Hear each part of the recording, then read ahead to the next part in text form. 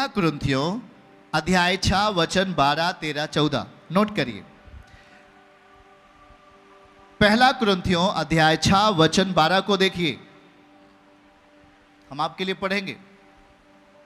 हमारे साथ सब लोग पढ़ सकते हैं, भाई बहन सब लोग पढ़िए। बोलिए, सब वस्तुएं मेरे लिए उचित तो हैं। ध्यान से सुनना भैया, बोलो सब वस्तुएं मेरे लिए, परिवार के लिए उचित तो हैं, परंतु सब वस्तुएं लाभ की नहीं हैं। सब वस्तुएं मेरे लिए उचित हैं, परंतु मैं किसी बात के अधीन ना रहूंगा। आप बोलो, मैं किसी बात के अधीन नहीं रहूंगा। अभी कुछ दिन पहले दिल्ली के मेट्रो स्टेशन पर एक लड़की पकड़ी गई, कुछ लोग जानते भी होंगे। और वो लड़की कैसा ड्रेस पहनी हुई थी? वो ड्रेस नहीं पहनी हुई थी, चंद कपड़ों को अपने बॉडी में रखा था और वो बिल्कुल अपने आप को, क्या इज्जत होता है, क्या समाज में क्या होता है, ये सब कुछ भूलकर नग्न अवस्था में स्टेशन पे जाकर बैठी। जरा ध्यान से सुनना। अब उस स्त्री की मानसिकता जरा देख लेना। वो किसके अधीन है? किसके अधीन है बोल के बताएंगे क्या? वो तो उस परमेश्वर के अधीन नहीं ना। वो तो एक ऐसी आत्मा के अधीन है जो उसे नरक के रास्ते लेके जाती है। अब हम आपको सिखाते हैं, फिर से उसको दिखाइए, हम इसी को फिर से पढ़ेंगे। जरा ध्यान से बोलिए, सब वस्तुएं, सब चीजें, सब वस्तुएं मेरे लिए उचित तो हैं। जैसे कपड़ा, हेलो, जैसे कपड़ा उचित है पहनना कि नहीं? अच्छा कपड़ा पहनना चाहिए। पर कुछ लोग होते कि कपड़ा पहनते ही नहीं। कुछ लोग होते वो अपने अंग का प्रदर्शन करते हैं। अब वो किसके अधीन है? जरा ध्यान से सुनना। लिखा है, सब वस्तुएं मेरे लिए उचित तो हैं, परंतु सब वस्तुएं लाभ की नहीं है। सब वस्तुएं मेरे लिए उचित हैं, परंतु मैं किसी बात के अधीन ना होऊंगा। किसी बात के अधीन, पाप के अधीन नहीं होऊंगा। मुझे किसी भी वस्तु की जरूरत है, पर उस वस्तु की जरूरत को पूरा करने के लिए हम परमेश्वर की अधीनता को छोड़कर शैतान की अधीनता या पाप की अधीनता स्वीकार करें, ऐसा मेरे लिए उचित नहीं है। मैं किसी बात के, बोलो, मैं किसी बात के अधीन नहीं हूं। अगर याद रखना, आप अगर संसार की चीजें आपके लिए जरूरत है, अगर आप उसके अधीन हो गए तो वह आपको खत्म करेगा, वो आपको मिटा देगा। बातों को समझ रहे कि नहीं? संसार की बहुत सारी चीजें होती हैं जो हमारे लिए जरूरत है। संसार की बहुत सारी चीजें होती हैं जो हमारे लिए उचित है, पर मैं किसी बात के अधीन नहीं रहूंगा। मतलब अगर आप उसके अधीनता में चले जाते तो आप संसार की मिलावट में मिल जाते, आप पाप की दशा में मिल जाते, आप गुनाह की दशा में मिल जाते।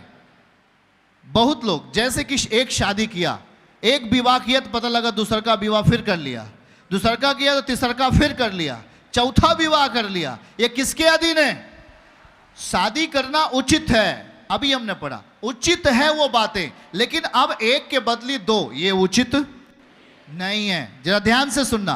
पत्नी है, दूसरा पत्नी खोजने का यत्न नहीं करना, ऐसा वचन में लिखा। ये अगर आप खोजते हैं, ये उचित। आप किसके अधीन जा रहे हो? आप पाप की दशा के अधीन जा रहे हो। और जब पाप की दशा के अधीन आप जाते हो तो आप मौत का सामना करते हो, आप मौत को चखते हो, आप एक्सीडेंट को चखते हो, आप दुर्घटना को अपने जीवन में देखते हो, क्योंकि आप उस वस्तु के क्या हो गए? क्या हो गए? अरे परमेश्वर के अधीन हो जाते तो सारी चीजें शुद्धता के साथ मिल जाती, नियम के साथ। पर आप संसार के अधीन होकर के पाप के अधीन होकर के आप उन चीजों को चाहते हो जिस पर परमेश्वर की अनुमति नहीं है, प्रभु नहीं चाहता कभी। अब साउल को परमेश्वर ने कहा जाकर के सभी अमालेकियों को, जो पापी अमालेकी हैं, उनका क्या कर देना। पड़ोसी को बोलो, पापी अमालेकियों का सत्यानाश कर देना। पर क्या किया साउल वहां जाकर के उन पापी अमालेकियों की वस्तुओं को देख करके उनके अधीन हो गया। हेलो, जाग रहे हैं आप लोग? जाग रहे हैं? पता लगा आप किसी कंपनी में काम करते हो, उदाहरण के लिए कंपनी का मालिक आपसे बहुत प्रसन्न है और आपको उसने अधिकार दे दिया, चाबी दे दिया और बोला कि आप जब भी ज़रूरत होगा आप पैसे निकाल कर सामान ला सकते, केबल ला सकते, तार ला सकते, कुछ भी ला सकते। लेकिन जब मालिक ने आप पर भरोसा किया और जब चाबी आपके हाथों में आ गई, तो आप अगर 10 रुपए का सामान लाना होता है, आप 20 रुपए निकालते हो और लिखते हो 10 रुपए का मैंने ये लाया। 10 रुपए कहाँ गए? आपको जब बल दिया गया, आपको जब अथॉरिटी दिया गया, आपको जब अधिकार दिया गया, तो अधिकार का मतलब होता है रूल के अनुसार जीना। ये नहीं कि आपके पास अधिकार हो गया है आप आदमियों को पीस डालोगे। नो, सबका रूल है। अगर कंपनी में आपको अधिकार दिया गया, जिस कंपनी में आप काम करते हो, और मालिक ने आप पर भरोसा किया, आपकी जितनी तनख्वाह है उससे बढ़कर आप अनर्गल कहीं से भी वहां से चोरी कर रहे हो, आप किसके अधीन हो गए?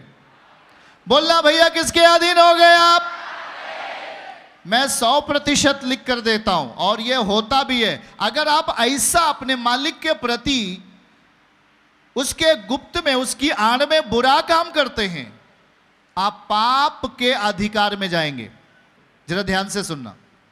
क्यों? क्योंकि वो व्यक्ति रूल के अधीन नहीं रहा, वो व्यक्ति पाप के अधीन चला गया।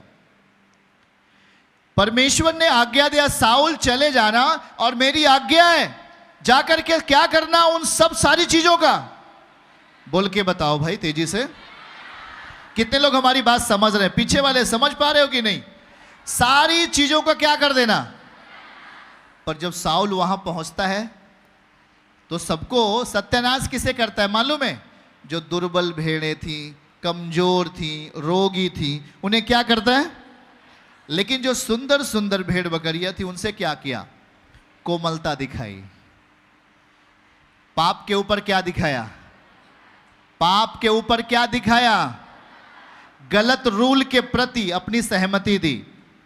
अर्थात परमेश्वर की अधीनता को छोड़ करके अमालेकियों के राज्य में पाप के अधीन चला गया। शायद वो जरूरत थी लेकिन वो अभी के लिए नहीं। भेड़ बकरी के लिए आवश्यकता था, आपको कपड़े की जरूरत है पर अनर्गल रीत से नहीं। आपको धन की आवश्यकता है पर अनर्गल रीत से नहीं। सब कुछ रूल और नियम के तहत आएगा, वो आपको आशीषित करेगा। आमीन। पर याद रखो कि साउल ने क्या किया? वहां जाने के बाद वो अब परमेश्वर के ऑर्डर को फाड़ दिया। परमेश्वर के नियम को क्या किया? फाड़ करके, तोड़ करके वो सुंदर सुंदर चीजों पर उसको नाश नहीं किया, परंतु उस पर क्या दिखाई? कोमलता दिखाई। कहां तक ठीक है ये? बोल के बताएंगे क्या आप? क्या ये उचित था? उसने परमेश्वर की आज्ञा को क्या किया? क्या किया? क्या किया?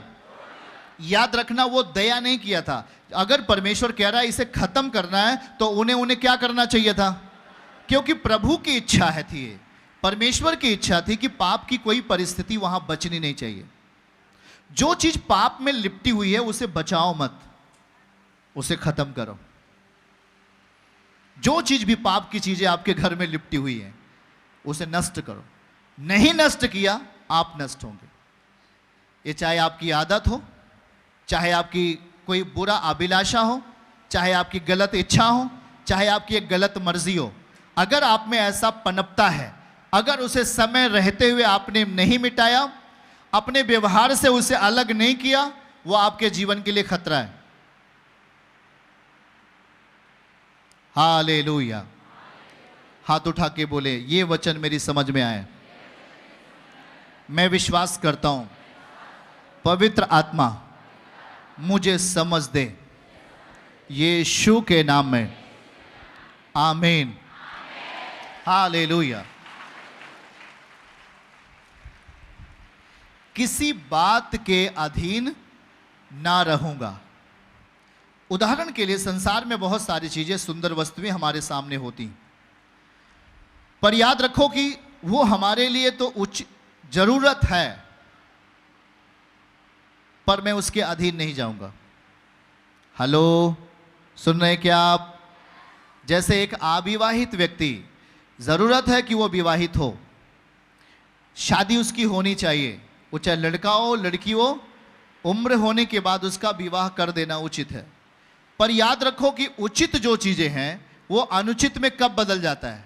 जब वहां पर परमेश्वर का रूल नहीं होता, जब वहां पर खुदावन का नियम नहीं पूरा होता। जो चीज उचित है वो उचित रीति से आता है, मतलब रूल के अनुसार आता है, वो आपको, आपके परिवार को शोभायमान करेगा। लेकिन जो चीजें आपने अनुचित रीति से अपनी जिंदगी में लाया है वो आपको अशोभनीय लगेगा और आपके परिवार को तोड़ेगा। चर्च की सभी प्रार्थनाओं को और परमेश्वर के दास के द्वारा टीचिंग सुनने के लिए और अपडेट्स को जानने के लिए हमारे इस चैनल को सब्सक्राइब करें और साथ में बेल आइकन को जरूर दबाएं ताकि जब भी लाइव प्रार्थना हो तो सबसे पहले आप देख सकें।